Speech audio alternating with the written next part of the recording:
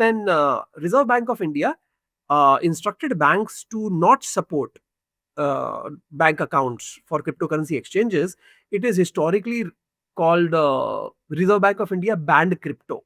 While of course they didn't ban crypto, they are not even a regulator of crypto to be able to ban crypto.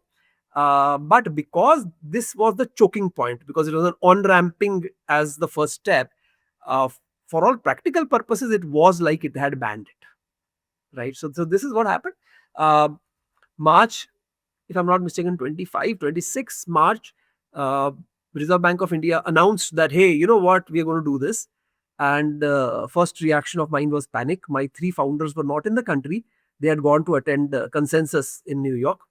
And I woke them up like at 4 a.m. or 5 a.m. their time and said, the worst that could have happened has happened. And after some initial panic, we were advised that even if Reserve Bank is going to do something like this, it is not necessarily it will happen, but even if it happens, it'll take a long time to, build all the mechanisms, the guidelines, the minutiae, the details, the fine print.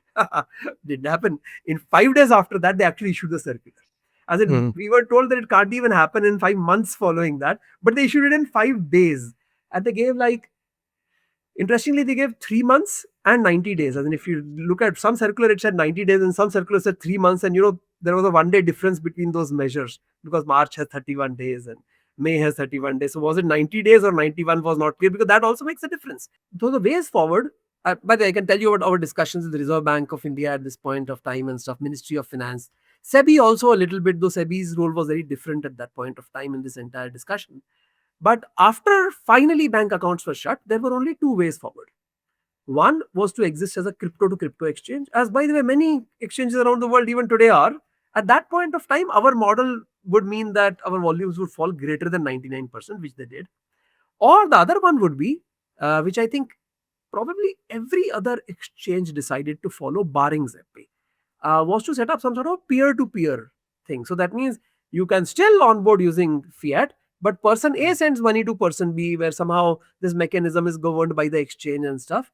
Uh, First, such peer-to-peer transactions being orchestrated by a third party was really like a wallet business, if you think about it, which requires huge regulatory compliance, which exchanges were not doing.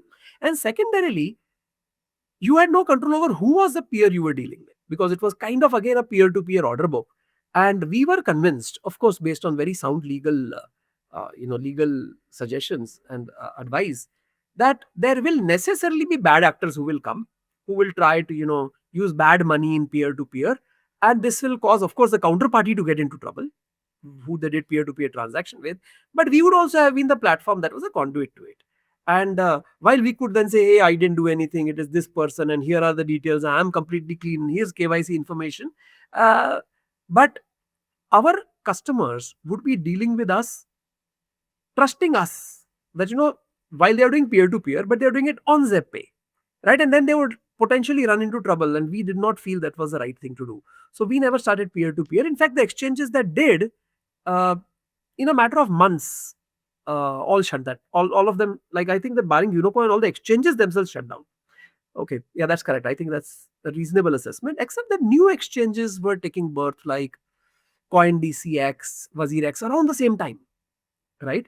Who were not yet under regulatory scrutiny, who were not yet, as in people, several of them actually had bank accounts because people are not figured out, the banks were not figured out. While in the case of existing exchanges, banks knew exactly who the cryptocurrency exchanges are, RBI knew that and stuff. So this led to amazing churn where BitBNS, WazirX, CoinDCX, there were many others. I forget all the names, but it was like Coin Delta, and many names come to mind. They all took birth, and frankly, the industry that had reached a certain size of under a crore, but maybe 55 lakh odd customers, these customers got gifted to the new exchanges, thereby giving them a sudden lease of life. And different existing players did different things. Unicoin decided to continue doing their main business regardless of how difficult it was.